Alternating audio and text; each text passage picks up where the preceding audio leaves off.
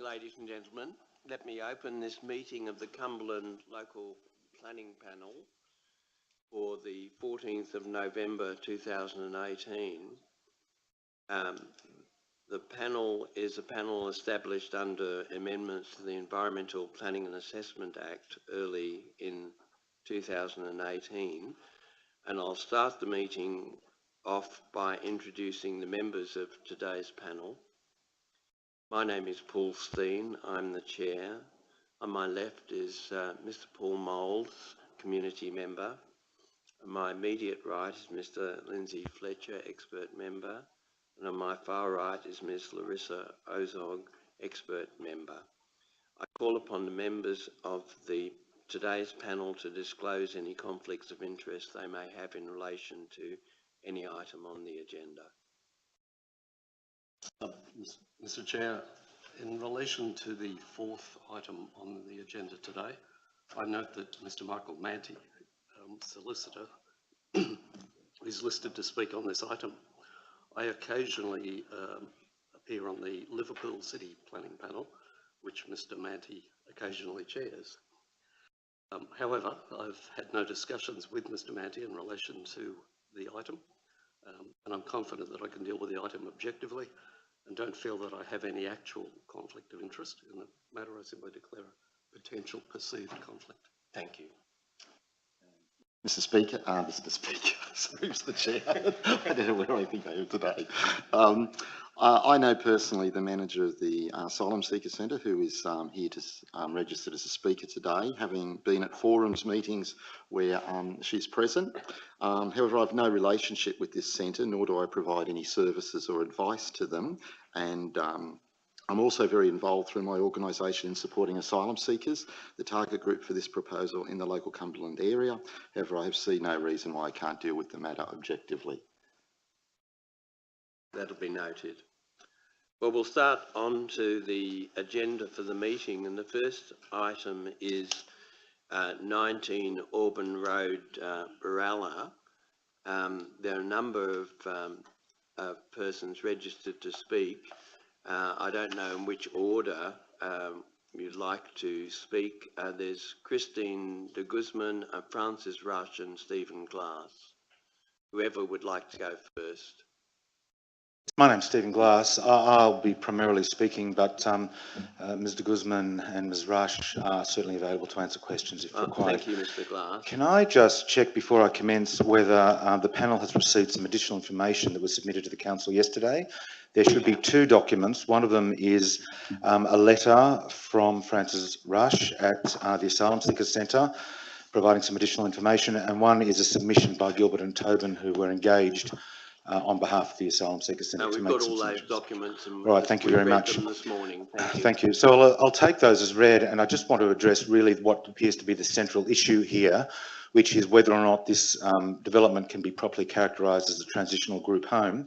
I want to talk about the definition of transitional group home, and I've got, I don't know if somebody can hand it up, a sort of a aid to construction that I typed up overnight. There is a little bit of an ambiguity in the definition of transitional group home. It's the same definition in both the State Environmental Plan and the LEP. I've put the definition, or extracted the relevant parts of the definition at the top of the document, and it can really, because of an absence of commas or subparagraphs, it can really be construed in two ways. We say the better construction is that it's a dwelling that's used to provide either halfway accommodation for persons formerly living in institutions, or to provide temporary accommodation comprising refuges for men, women and young people. On that construction, we say we comfortably fit both of those limbs. Our people have either lived in institutions, being detention centres, or this accommodation is providing a refuge for them, they being asylum seekers seeking refuge from persecution. The alternative construction is the construction that's been adopted by the council officers, and that is, it breaks up the paragraphs 1 and 2 in a different way. It's for people who were formerly living in institutions or were formerly living in temporary accommodation. And the additional information that's been provided from the Asylum Seeker Centre yesterday provides the background to those people and where they've come from, and so that should comfortably satisfy the panel that we fall within those. The last point that I'd like to make is no merits issues have been raised in relation to this development. It's a very minor change of use from being essentially a group home for nuns to a group home for asylum seekers. There's no construction or any other development proposed. It's just that minor change of use. Even if the panel is of the view that it doesn't strictly fall within the words of a transitional group home, which we don't think is right, but even if it is, it's not a prohibited development, and it's not a permitted without consent development. It's a permitted with consent development, and permitted with consent includes any other development that's neither permitted without consent or prohibited. So this is something that the panel can approve, even if it's not a transitional group home. And we say that given that no merits issues have been raised by council officers, given that the change of use is very minor, it is one which should be, consent should be granted, even if it doesn't strictly fall within the definition of transitional Now, group home. Mr. Glass, there's just one issue I need to raise with you. The council's confirmed to us, and it's apparent from the planner's report in any event, that there are no merit issues involved. Because of the view the council took on legal advice in relation to permissibility, it was recommended for refusal. So we haven't been provided with any draft set of conditions should we determine that it should be approved. We've asked for a draft set of conditions, including normal standard conditions that would apply to transitional group homes. They're being prepared at this moment, and I think within 10 minutes they should be available, according to what I've last been told. So as soon as they are available, you'll get a copy and Thank you, Mr. Chair. have to peruse them quickly. Thank you. To see whether or not there's anything that you wish to contest or dispute. We'd be grateful for that opportunity. Thank you. Yeah. All right. Sorry, I interrupted you. No, I have nothing. I have nothing further. There are a range of issues raised by the reasons for refusal which we contest, but I really just wanted to focus on the primary issue. If you'd be assisted by my going through those other issues in the reasons for refusal, I'd be happy to do that. Not unless you want to. I just need to clarify, you're described in the piece of paper before me as a board member of the owner, so yes. You're one of the trustees, is that right? Well, board member, it's not a trust, it's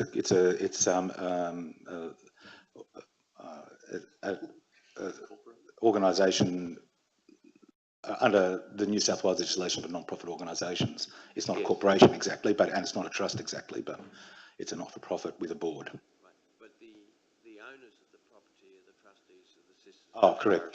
That's right, and they are making the property available to the asylum seeker for use for this purpose.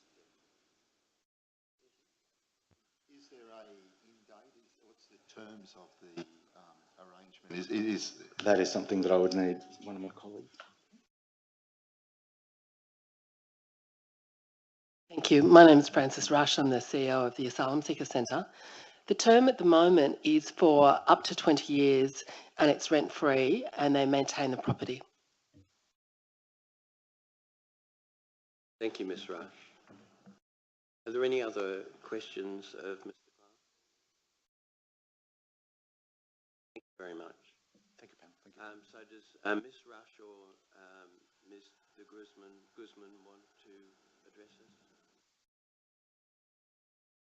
Shaking of the head, so they're happy. But if you have any questions, of course, we're happy to deal with Right. Well, look, I'd ask you to wait around for the moment so that if these conditions, draft conditions, appear, you'll be able to look at them and respond if necessary. Thank you. Thank you.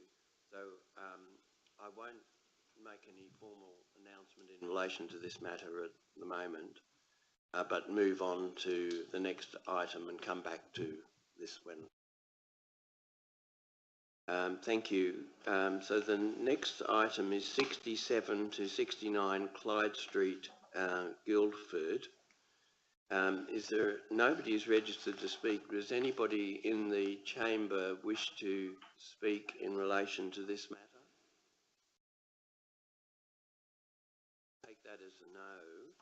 that case, at the conclusion of the public meeting, we will consider this application, and our determination will be announced later in the day, but also will be put onto the council website in the very near future.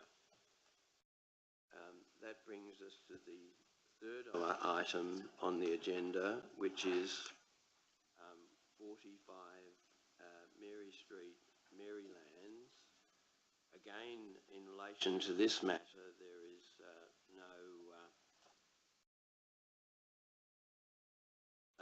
no body registered to speak.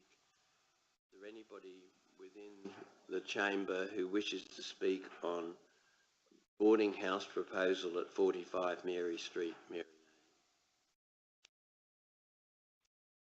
No. In that case, as in the last matter, at the conclusion of the public meeting, we will consider this application and notify our decision on the council website and at the public meeting later in the day. That brings us to the last item on the agenda, which is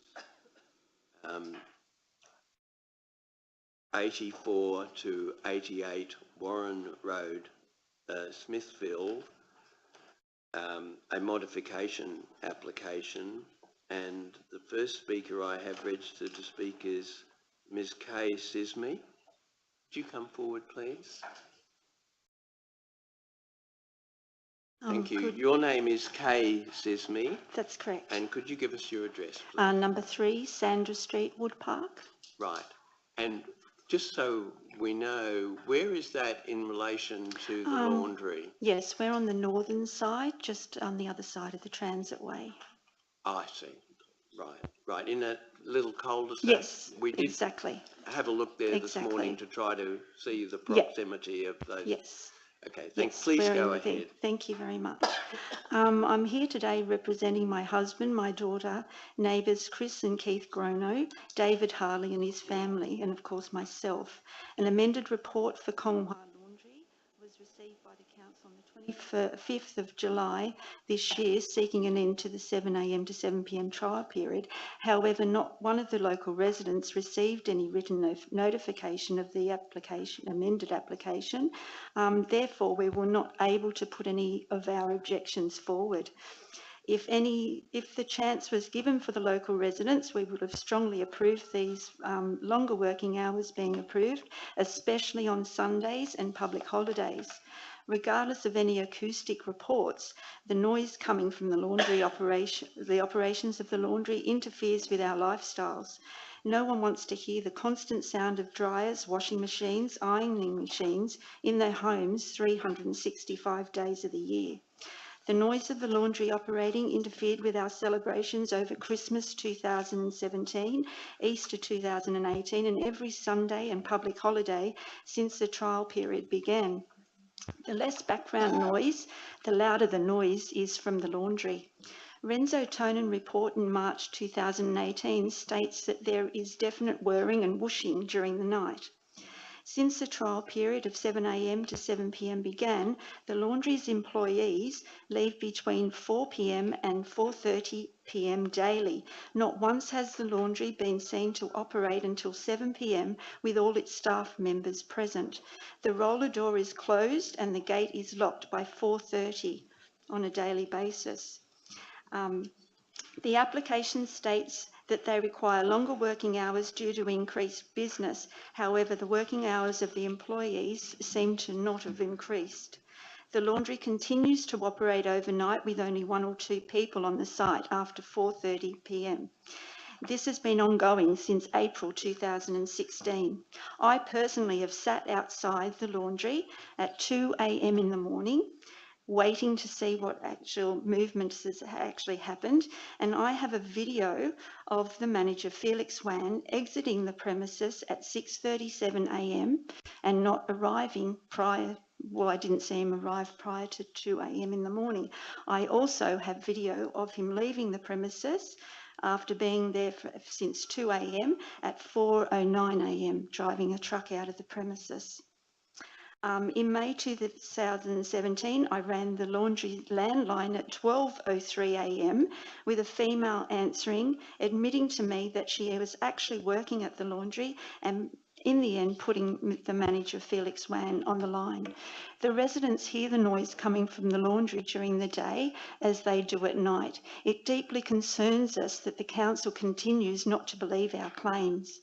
We have lived as residents for 38 years, 50 years and 21 years respectively, and we have never had any noise issues from the many factories in our local area until Konghua Laundry moved in December 2015.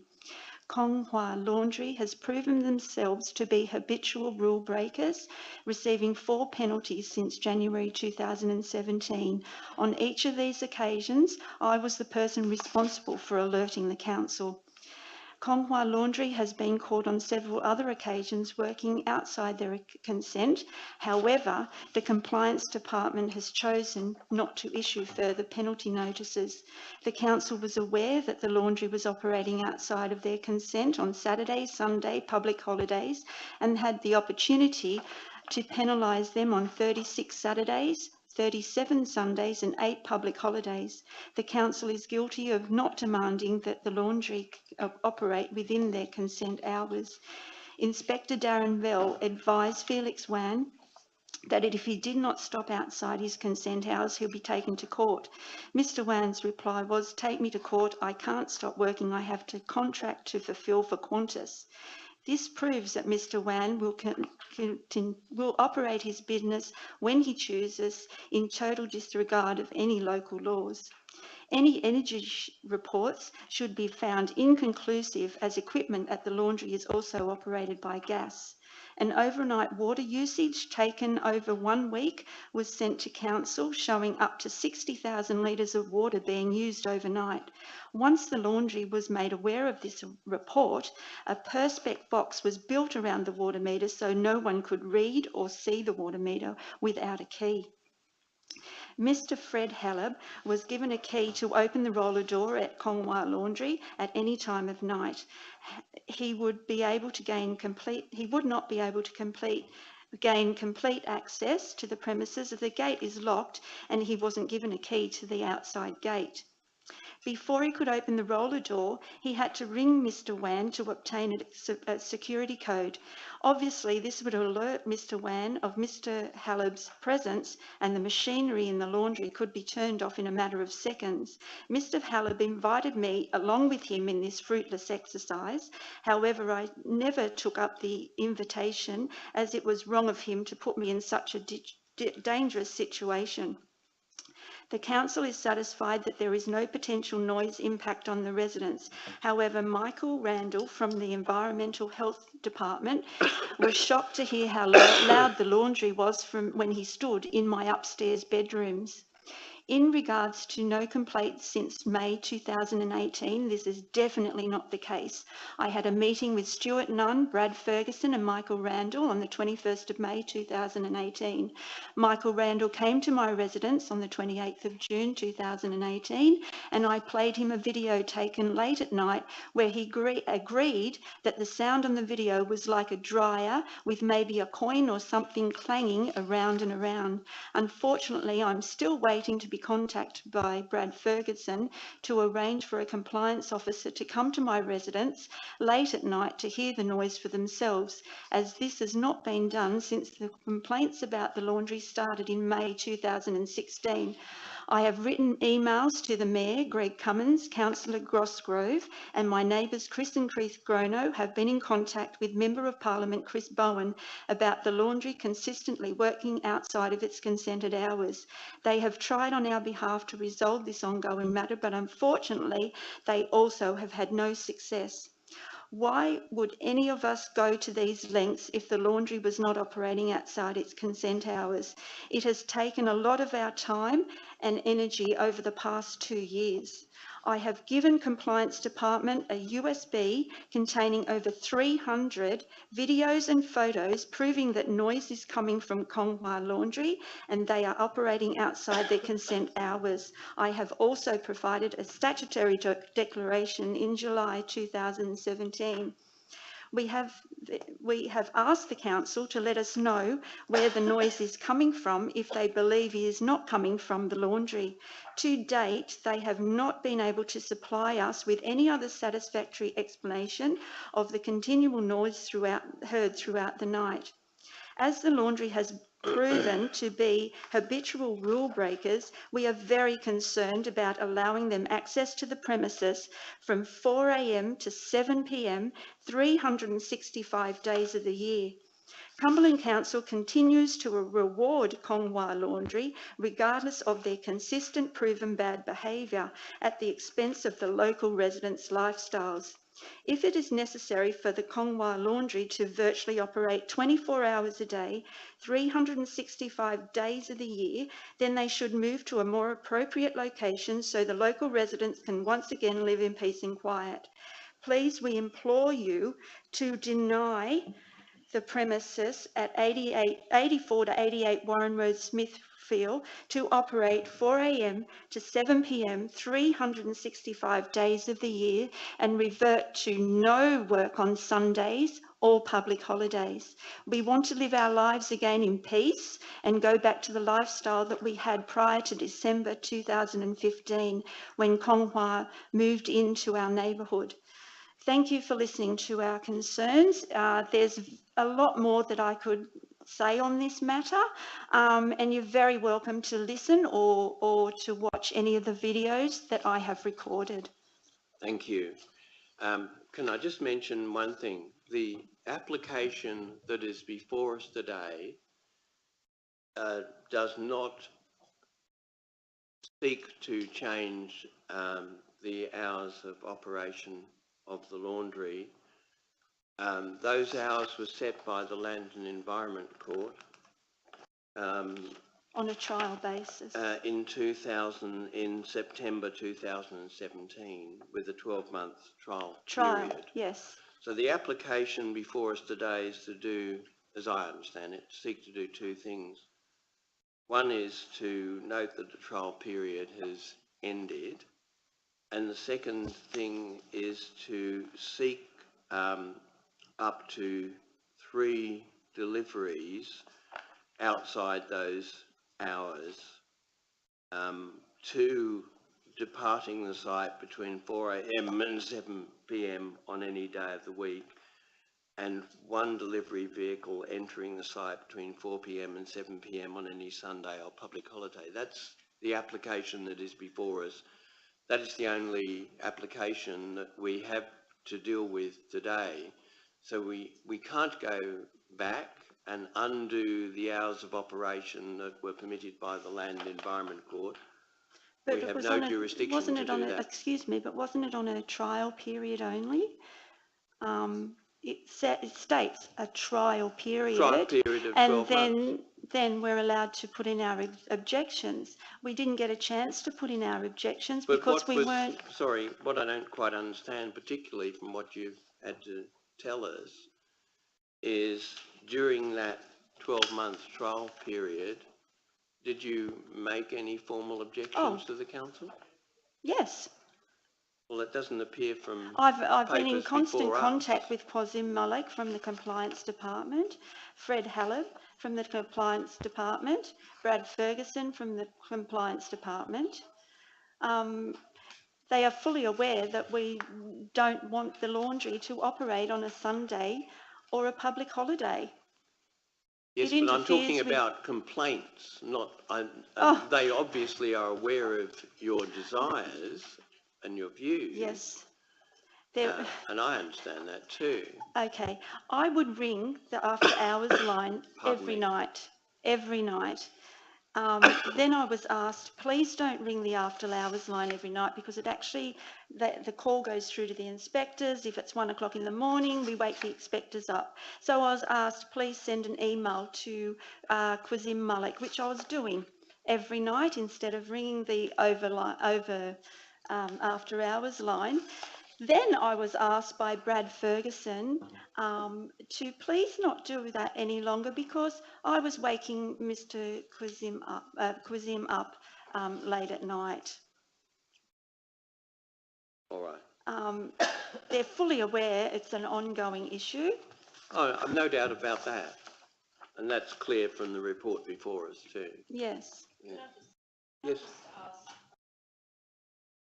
Are you saying also that they're exceeding the hours? Definitely, Right, most than definitely. what is under the trial Yes, period? yes, So and I can you're- testify to that. My husband, my daughter, my neighbours, Keith and Chris Grono, and also Dave Harley around on Warren Road, who lives 2 houses down from the transitway, from the laundry.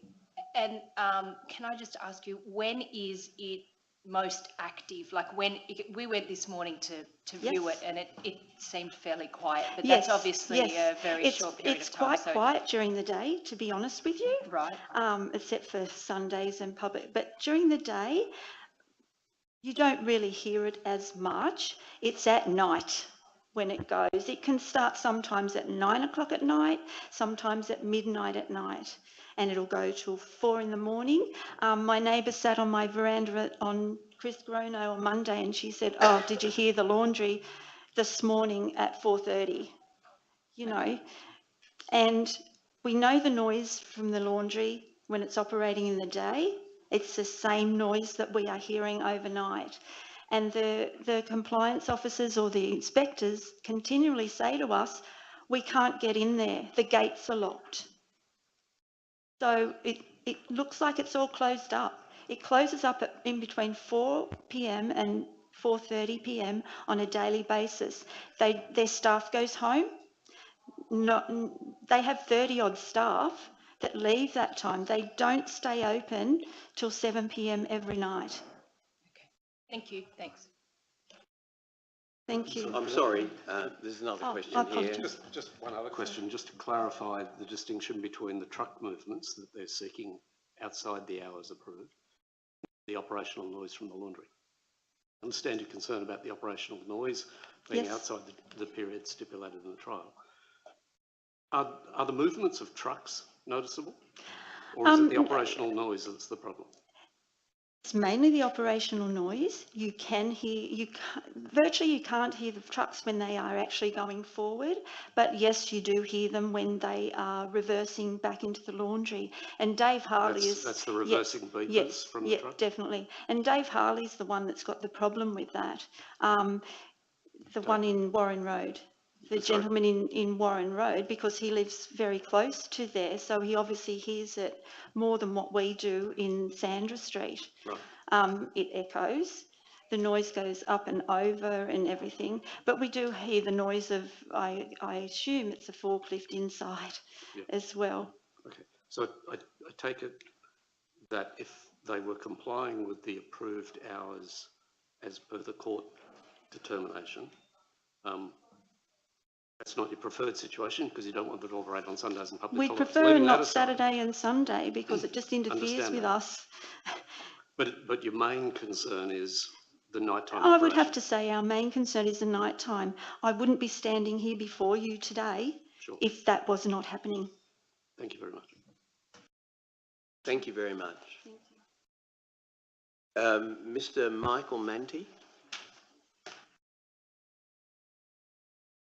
Thank you, panel. Just for the record, your name is Michael Manty. You're solicitor representing the applicant owners, and you need to seek my leave to appear as a lawyer. So could you tell me why you are seeking my leave? Mr. Chairman, I'm also a qualified planner, and I've been advising the company from a planning perspective as well as a legal perspective since the Land Environment Court proceedings 18 months ago, or it was 12 months ago. So I've got some fairly deep knowledge of the way the application is presented, the impacts, the means of assessing the impacts that I think the panel will be assisted by. So I seek your leave. I'm prepared Mr. to grant you leave. Please go ahead. If I can first clarify the nature of the modification application and then address the complaints and the enforcement action that the council's taken in response to those complaints. The The relationship between the approved permanent hours and the trial hours is set out on page 516 of the business paper.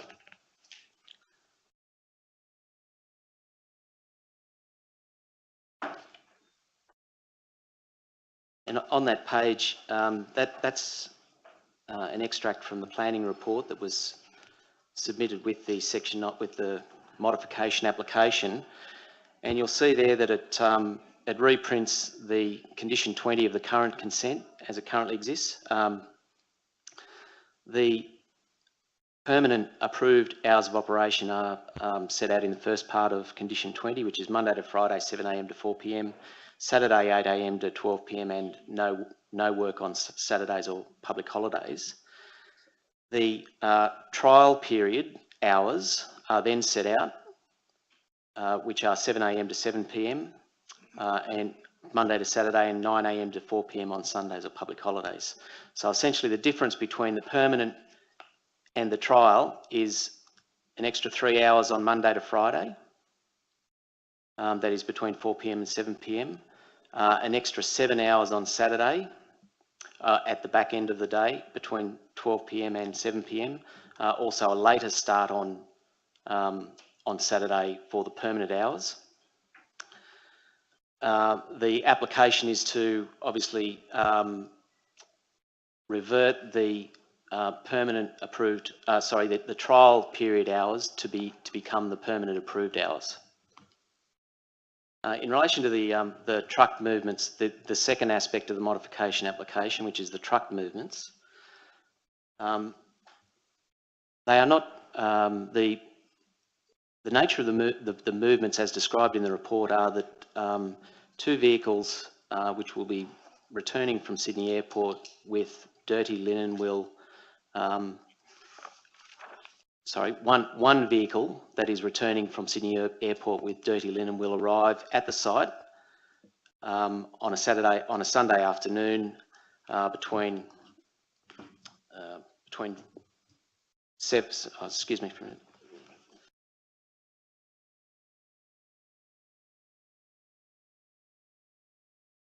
between 4 p.m. and 7 p.m. on a Sunday afternoon and any public holiday, and up to 2 vehicles that will be full of clean linen will depart the site from between 4 a.m. and 7 a.m. on any given day of the week.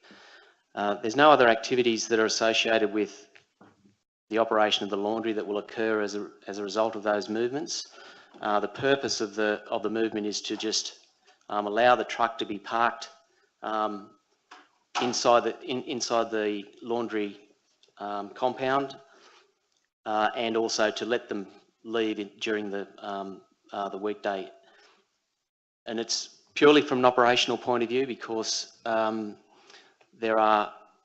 it's just not physically possible to send a truck from Smithfield to Sydney Airport and have it returned at the end of the day within operating hours. So the idea is to allow the truck returning from the airport to arrive on the Sunday after the approved hours and to leave in the morning a little bit earlier.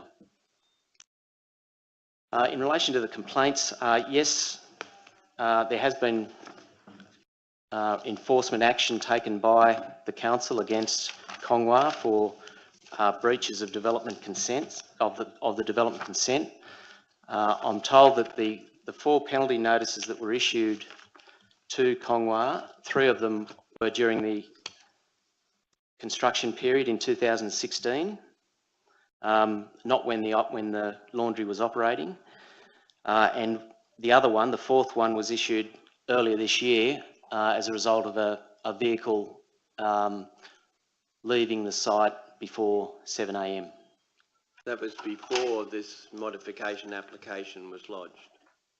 I think this modification application was lodged on the 14th of March. Yeah, was it? It was before, yes, it was before.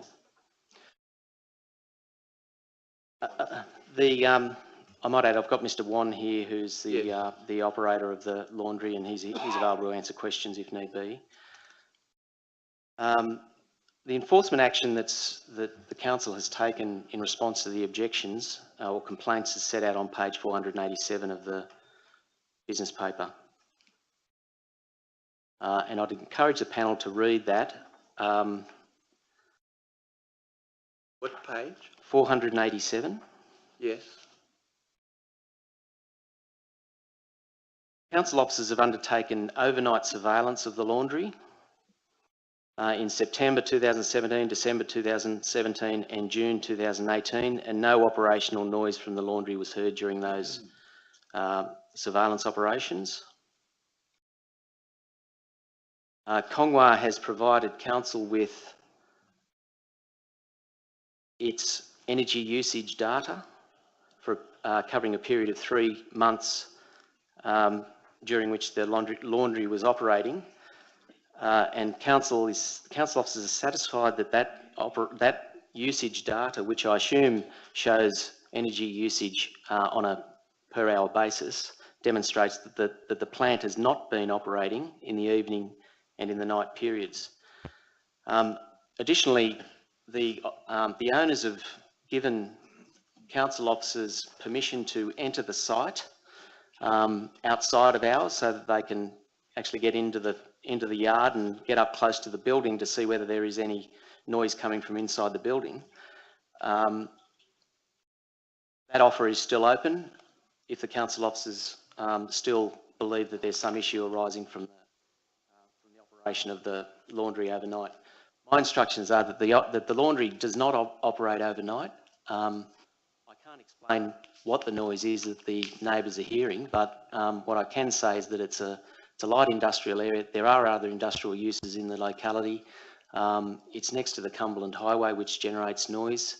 Perhaps the noise is coming from somewhere else, but my instructions are that the noise is not coming from the laundry, and the operators have done all that they reasonably can to try and demonstrate that.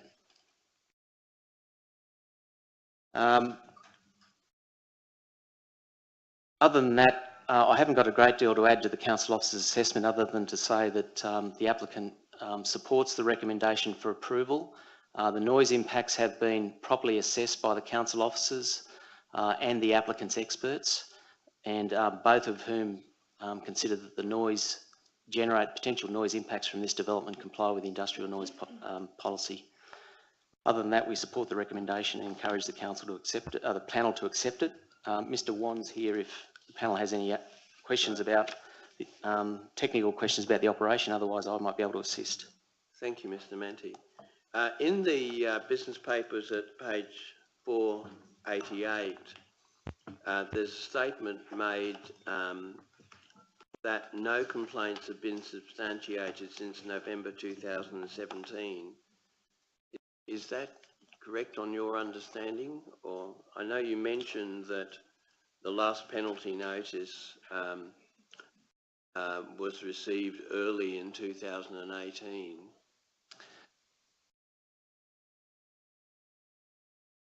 Well, that's a statement made by the council officer, so I'm not sure where that is coming from. But the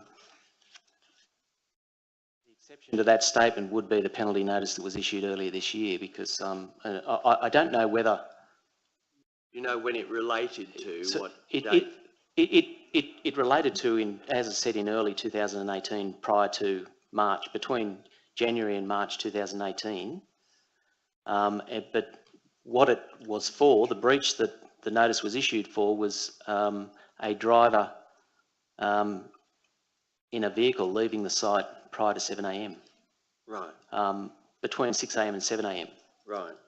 So the 12-month trial period from the Land Environment Court commenced on the 13th of September 2017, is that correct? Ends, did you say? No, commenced. Commenced. On the 30th of September Yes. 2017. Yes.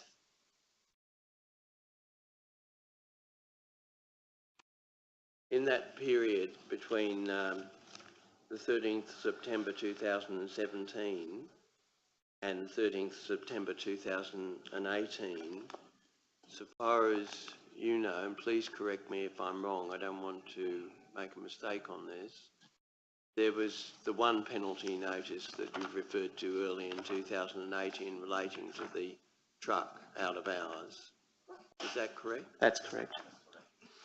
Can I also add that in preparing this planning report, we requested the council provide details of all complaints that were made about noise from the premises, and we were provided with details of those complaints. It's addressed on page 522 of the business paper. You see it's the second paragraph there, starting additionally, Planning Law Solutions made a GIPA request. Copies of those complaints were attached to Annexure B of the Planning Law Solutions report, which isn't reproduced on the business paper, but I'd encourage the panel to have a look at the council file to see what those complaints related to. But what the rest of that paragraph on page 522 goes on to say is that that we've investigated the complaints. Most of them related to noise generated during the middle of the night. And for the reasons I've earlier explained, that noise could not have been coming from the laundry. And Kongwa have done all that's reasonably necessary to try and convince the council that that's the case.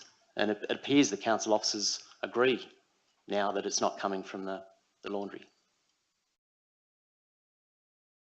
Can I add that there was no complaints made to the police about that we could ascertain about noise complaints. And those complaints, the record of complaints that we received as a result of the GIPA request were referred to the applicant's acoustic consultant to make a comment on.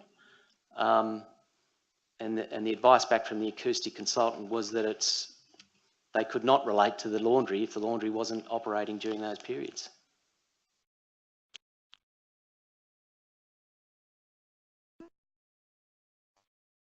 Well, we can check with Mr. Rockoll.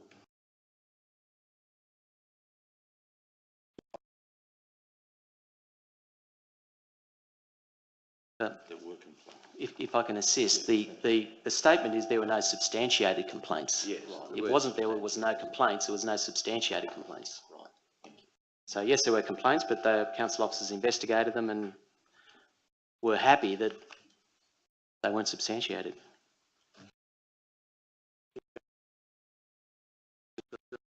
Please go ahead. This is probably for the operator, but I just want to be very clear about why the truck movements cannot operate between your 7 to 7 if that's an acceptable period. I get there's logistics involved, but 7 to 7 is a big window to operate under with, you know, whether it's an industrial or commercial, and why logistically you can't fit those movements within that time period.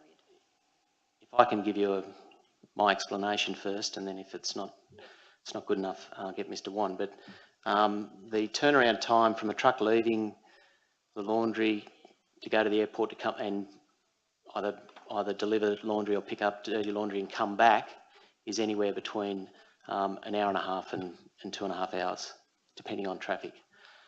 So from 7 to 7, yes, there's, well, you know, that's a 12-hour period that allows for 3 movements, 4 or 5 movements, depending on the time of day or the day of the week. If the truck leaves at 7 o'clock, if both trucks leave at 7 o'clock, there's enough time for 4 movements. But the laundry is operating. The laundry is cleaning linen throughout that period. And if the trucks aren't staggered, if the truck movements aren't staggered throughout the day, then the laundry is not operating as efficiently as it can. Well, wouldn't it mean that more truck movements would then be required? More truck movements? Yeah, to cater for the operation. It's not a case of more truck movements, it's more a case of staggering the existing truck movements so that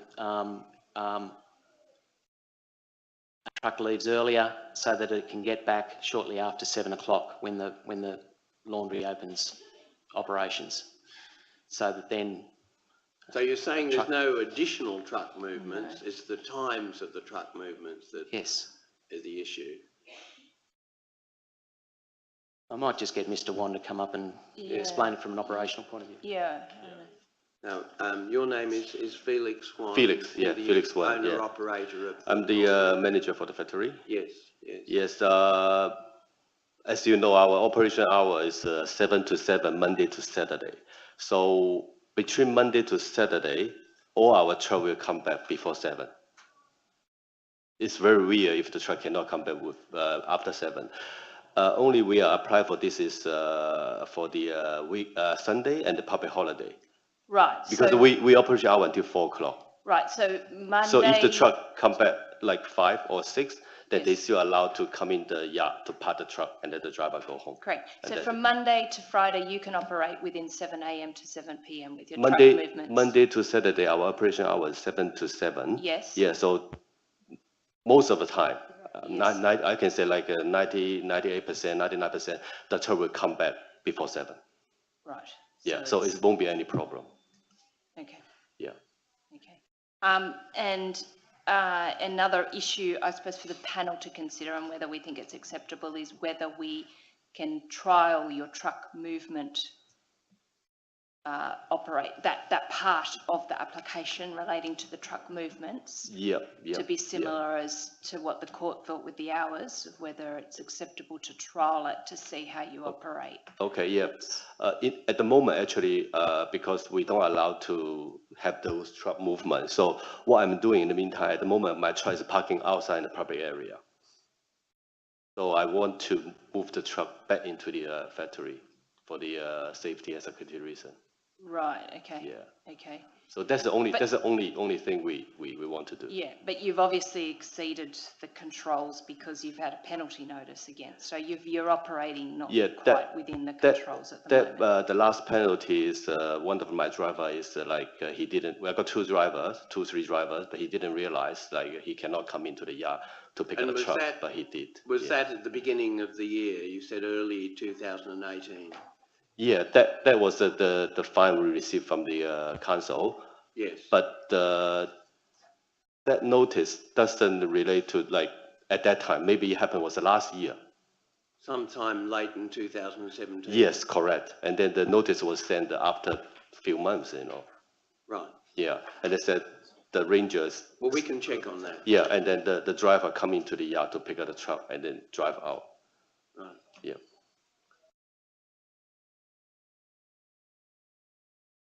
Any questions? I'm not sure, perhaps for you initially or perhaps for Mr. Manty. Yep. Firstly, just on the trucks, clarifying the hours you're seeking, there's a discrepancy between the description on page, 484 and the one Mr. Manty referred us to on page 517. I'm assuming it's between 4 a.m. and 7 a.m. Yep. Yes, I think it's a p.m. typographical error. Yeah, that's the in the morning. Yes. The driver will come in the yard to drive the truck out, Yeah, so it's and that's just one movement. so it's between 4 a.m. and 7 a.m., not Yeah. 7 p.m. Yeah. Thank you. Secondly, the trucks that operate during those times, or indeed from the premises, are they your trucks or are they various No, contractors? that's our truck. They're your trucks? Yes. Are they fitted with reversing beepers? More specifically, are they? That's really optional. If the council thinking the reverse beat sound is not allowed, we can drive forward. Then no reverse sound. So you don't need to reverse. I don't need to reverse. I don't have to reverse. I can tell the driver, when you come back after hours, you want to park your truck, just go forward. No reverse movements? Okay. Yeah, there's no sound at all. Alternatively, or additionally, but potentially, they could be fitted with the low frequency reversing beepers rather than the high.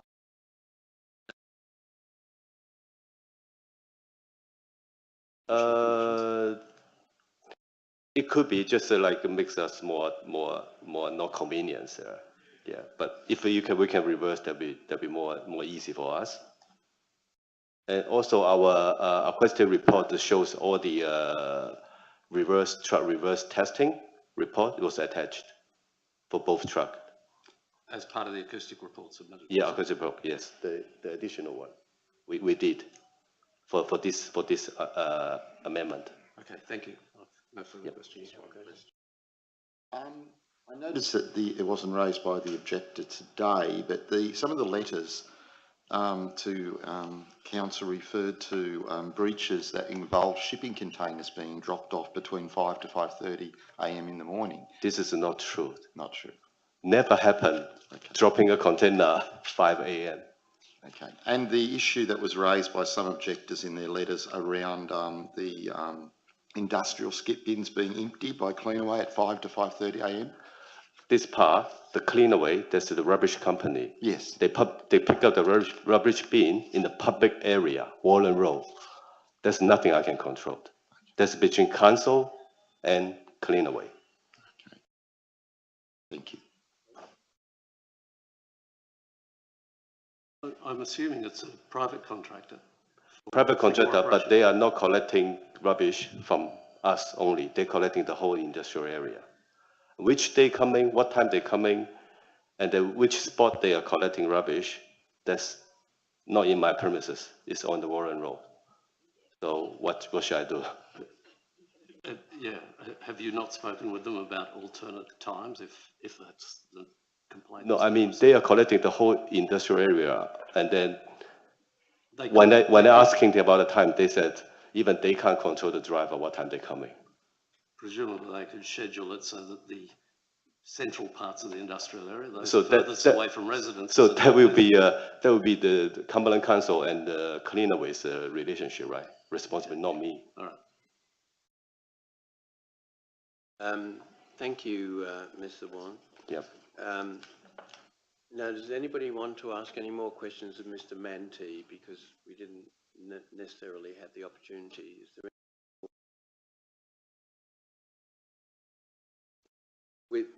so that's fine. Yep. Thank you very much. Thank you. At the conclusion of the public meeting, we will consider this application and notify our decision on the council website as soon as may be possible. Yes, by all means. Sorry. To the acoustic reports, there's mention of an independent report commissioned by council in March.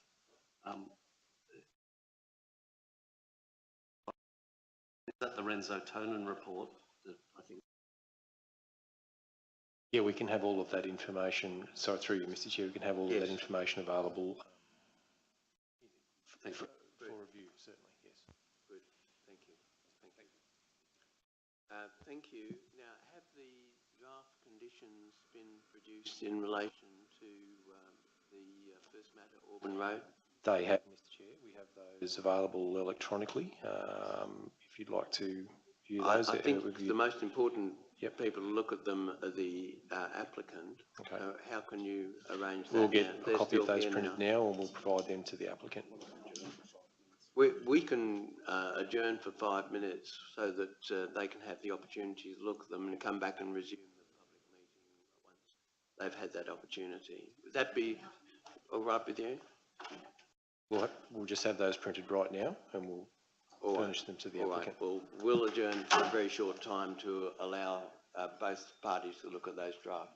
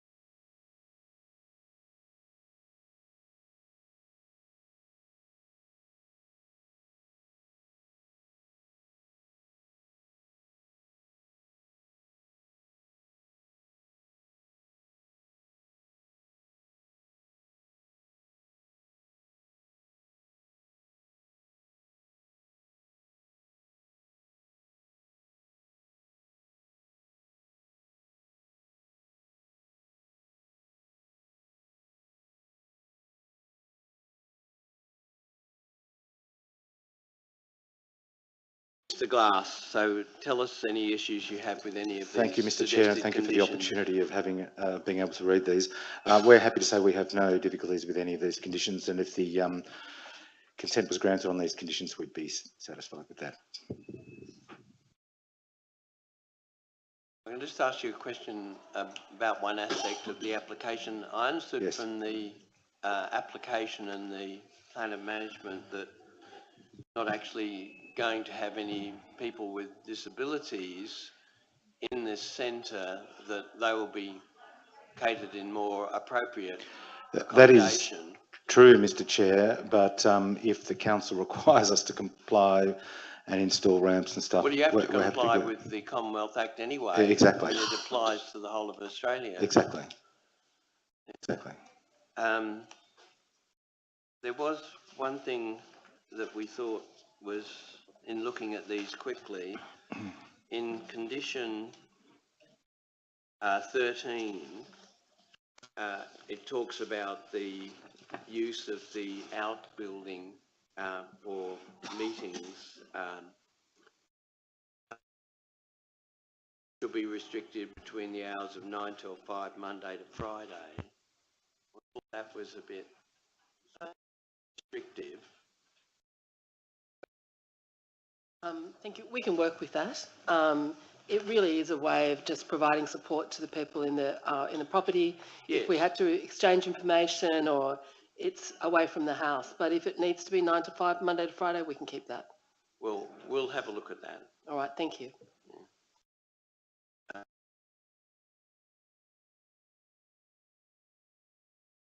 Yes, we may have some questions for staff in relation to these draft conditions. Thank you. One question we did have, Mr. Chair, is we're happy to install CCTV cameras if that's required, but we were wondering how necessary that expense really was. Well, we're wondering the same thing.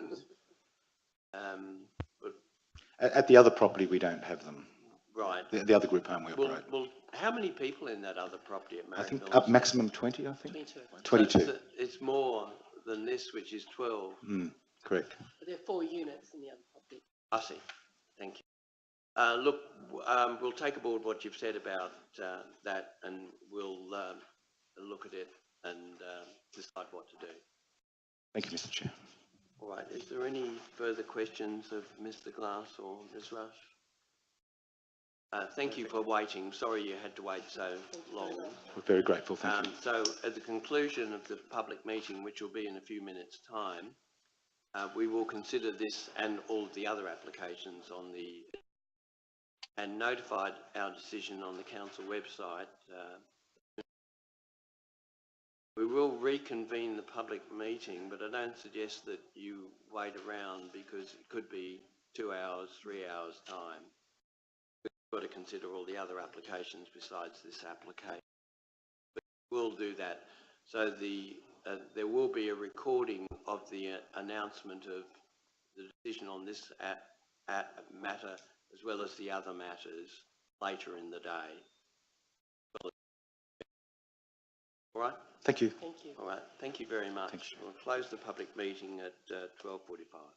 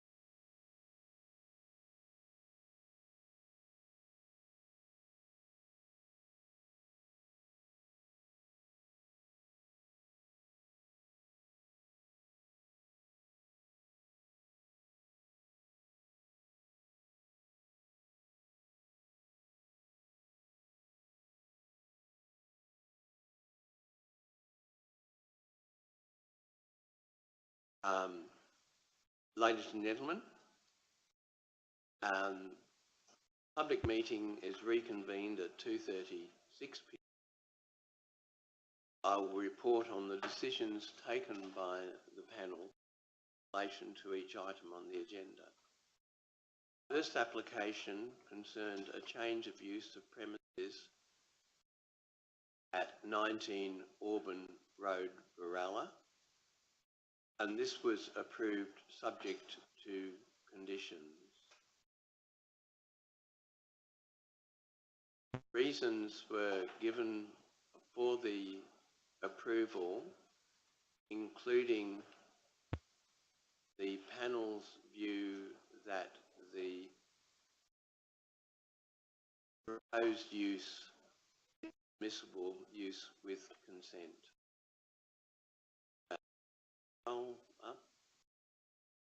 Conditions were imposed upon the approval,